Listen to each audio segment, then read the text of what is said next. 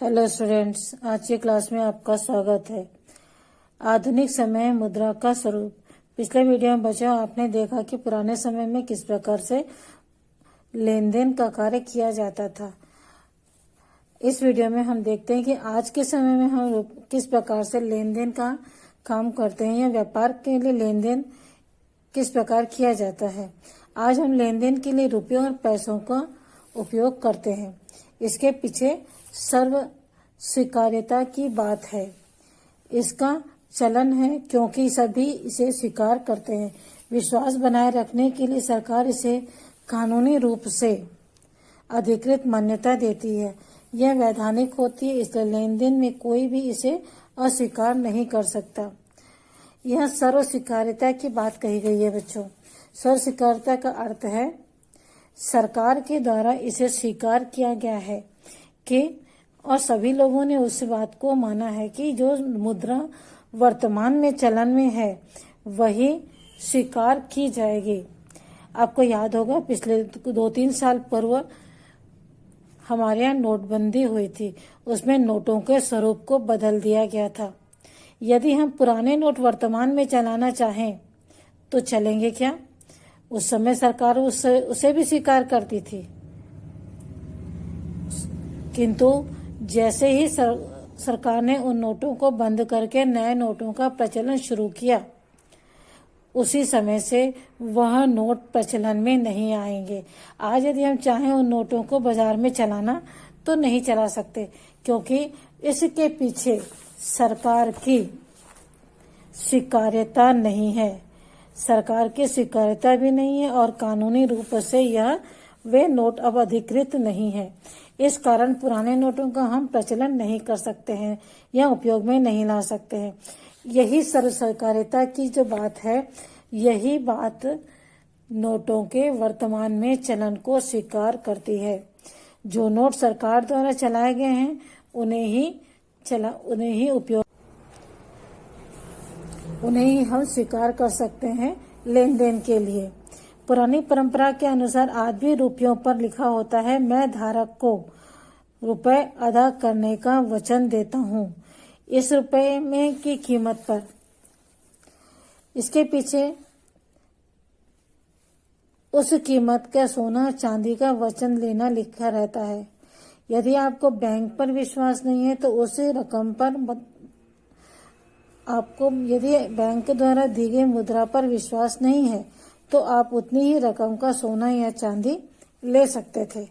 पहले चलता था, वर्तमान में नहीं है। आज इस वचन के पीछे केवल सरकार का विश्वास ही है कि आपके हाथ में जो नोट है वह बाजार में चलेगा और स्वीकार होगा। उतने रुपए की वस्तुएं आप बाजार से खरीद सकते हैं। आज सर्व स्वीकार्यता और सरकार के प्रति लोगों में विश्वास पर रुपए और पैसों का चलन टिका हुआ है। यदि सरकार ने कोई नया नियम निकाला, कोई नया नोट का प्रचलन किया, तो पुराना नोट जो है वह प्रतिबंधित यदि कर देती है सरकार, तो वह चलन में नहीं होगा। जो मुद्रा सरकार द्वारा चलन में चलाएगी, उसी मुद्रा का चलन बाजार में होगा और उसी को सर्व स्वीकार्यता प्राप्त होगी। सभी लोग उसे स्वीकार करेंगे, न सिर्फ सरकार बल्कि आम जनता, व्यापारी भी उसे स्वीकार करेंगे। अर्थ यहाँ पर इतना है कि जो रुपए आपके सरकार ने छाप के दिया हुआ है उसमें सरकार का विश्वास है और उसे बनाए रखने के लिए सरकार जो है प्रतिबद्ध है। वचन है सरकार का कि जो नोट में हम चला रहे हैं वह नोट बाजार में चलेगा और जितने का भी नोट है उसका या जितने की भी मुद्रा है वह उतने मुद्रा का आप सामान या खरीद सकते हैं बाजार से। वर्तमान में हम वित्तीय लेन देन के लिए नगद के साथ साथ नगद रहित भुगतान भी करते हैं। नगद रुपयों के अलावा हम चेक से, डेबिट कार्ड से, एटीएम से, पेटीएम से या गूगल पे आदि अनेक तरीकों से हम अपने रुपयों का या अपने नगद रुपयों के अलावा इन सब चीजों से भी भुगतान कर सकते हैं। बैंक हमारे खाते में रुपए जमा होने के आधार पर हमें चेक बुक देती है, डेबिट कार्ड देती है, जिसके द्वारा भी हम अपना भुगतान कर सकते हैं। बैंक हमारे खाते में जो रुपए जमा है उसी के आधार पर हमें यह सुविधा प्रदान करती है। यदि हमने अपनी सेवाएं खरीदने के लिए या दुकानदार से कुछ भी सामान खरीदने के लिए विक्रेता को चेक देते हैं, तो दुकानदार क्या करता है, उस चेक को ले जा करके हम अपने खाते में जमा करता है और बैंक को जो है उस चेक को प्रमाणित कर खाते में से, हमारे खाते में से उतनी रकम दुकानदार के खाते में डाल देती है। इस प्रकार से मुद्रा का हस्तांतरण हो जाता है, जो कि नगद रुपए के द्वारा नहीं होकर के नगद रहित मुद्रा के द्वारा हम भुगतान करते हैं। इस प्रकार बैंक के खाते में लेन देन आसान और सुगम हो जाता है। वर्तमान युग में बैंक के खाते मुद्रा का बड़ा और महत्वपूर्ण स्वरूप है।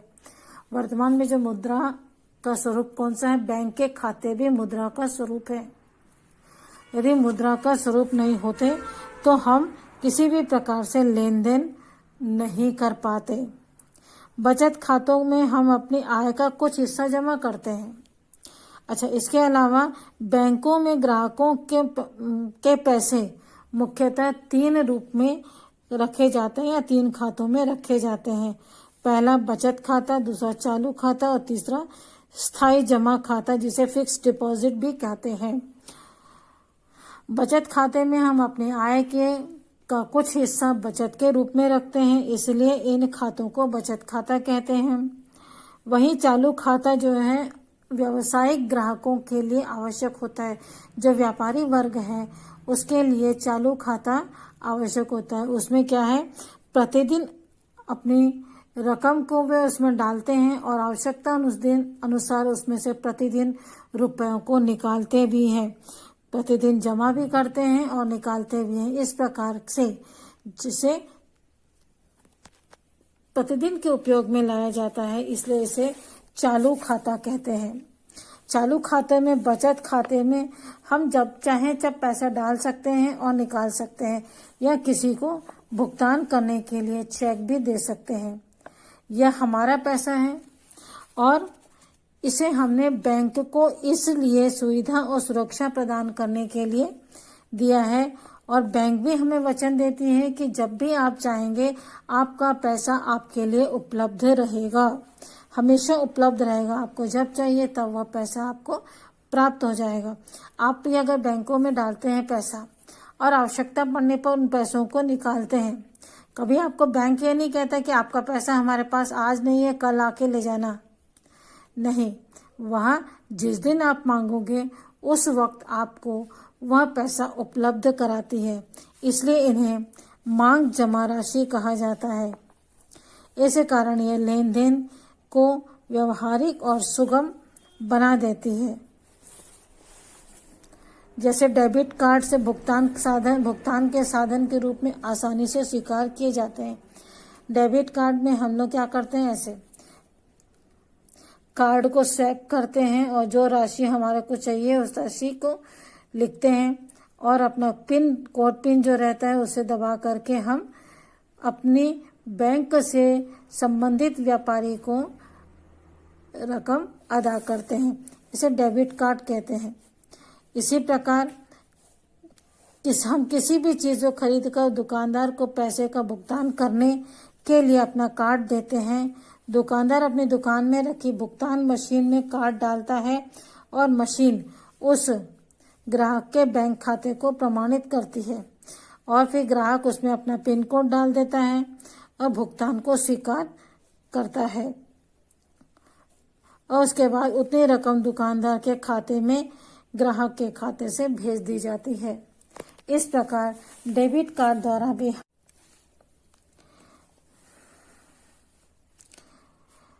इसके पश्चात देते ही आपने किसी दुकान से 15,000 रुपए की नगद रहित खरीदी की है और आपको दुकानदार को चेक का भुगतान करना है। उसे आप चेक किस प्रकार जारी करेंगे? यहाँ एक चेक लिखा हुआ है, यहाँ पे है, किसको देना है, दुकानदार का नाम लिख सकते हैं, सेल्फ भी लिख सकते हैं, है ना, कितने रुपए देने हैं वो लिखते हैं यहाँ पर। जैसे 15,000 तो उसको यहाँ पर 15,000 शब्दों में लिखेंगे, यहाँ पर अंकों में लिखेंगे 15,000। इस प्रकार से अपना साइन करेंगे, नीचे में तारीख डालेंगे और अपने बैंक का खाता डालेंगे यहाँ पर। इस प्रकार इस चेकबुक को भर के हम दुकानदार को देंगे और दुकानदार इस चेक को क्या करेगा, बैंक में ले जाकर डालेगा और प्रमाणित होने पर आपके खाते में से उतनी रकम दुकानदार के खाते में चली जाएगी। ठीक है, इस प्रकार चेक के द्वारा हम भुगतान कर सकते हैं। बैंक में स्थायी जमा राशि का उपयोग आसानी से कर सकते हैं। स्थायी जमा इसलिए कहते हैं क्योंकि इन्हें ग्राहकों की आमतौर पर निश्चित समय के पूर्व नहीं निकालना चाहते हैं। बैंक अपने ग्राहकों की स्थायी जमा राशियों को अधिक ब्याज भी देती है। हमने 2 खाते देखे, चालू खाता और बचत खाता। इसके पश्चात तीसरा था स्थायी जमा खाता। स्थायी जमा खाते में जिसे फिक्स डिपॉजिट कहा जाता है, लंबे समय के लिए हम भुगतान के लिए अपनी रकम को रख सकते हैं, क्योंकि अभी हमें उस रकम की आवश्यकता नहीं होती है, तो उसे हम लंबे समय के लिए रख सकते हैं। इसके अलावा सभी व्यवहारों के खर्च बिना संभव हो जाते हैं। वे सभी व्यवहार नगद रुपयों में के खर्च के किए बिना संभव हो जाते हैं, है ना। डेबिट कार्ड, क्रेडिट कार्ड, अपना पेटीएम इत्यादि के द्वारा हम नगद रहित भुगतान करते हैं। इसके लिए हमें नगद रुपयों की आवश्यकता नहीं होती और यह सभी जो है बैंक में हमारी जमा राशि के आधार पर बैंक नगद रहित सुविधा भी हमें प्रदान करती है।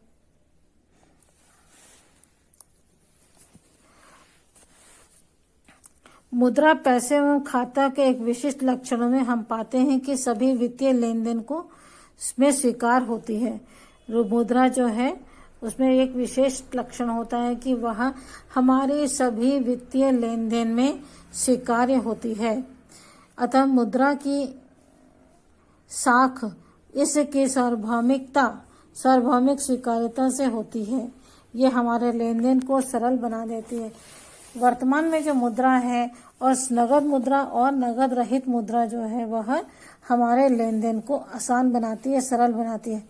किसी देश के अंदर वहां उपयोग होने वाले पैसों के आधार पर मुद्रा का या मूल्यों का मापन किया जाता है।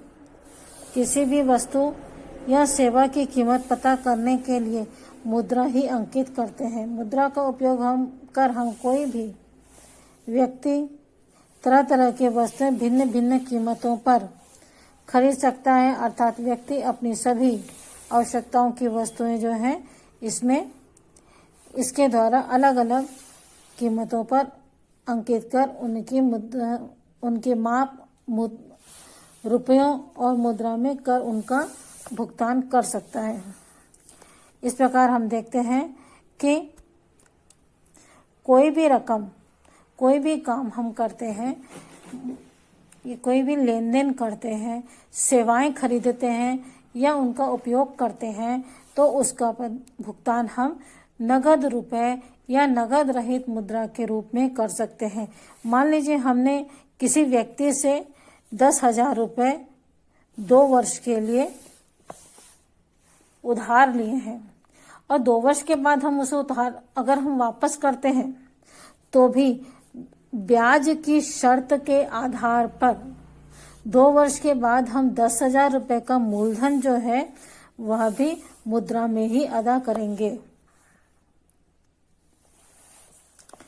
भविष्य में आसानी होगी अगर सुगमता से स्वीकार्यता प्रदान करती है। यही सुगमता मुद्रा को स्वीकार्यता प्रदान करती है। जो आसानी होती है लेन देन में, यही सुगमता या सरलता, आसानी जो है मुद्रा को स्वीकार करती है।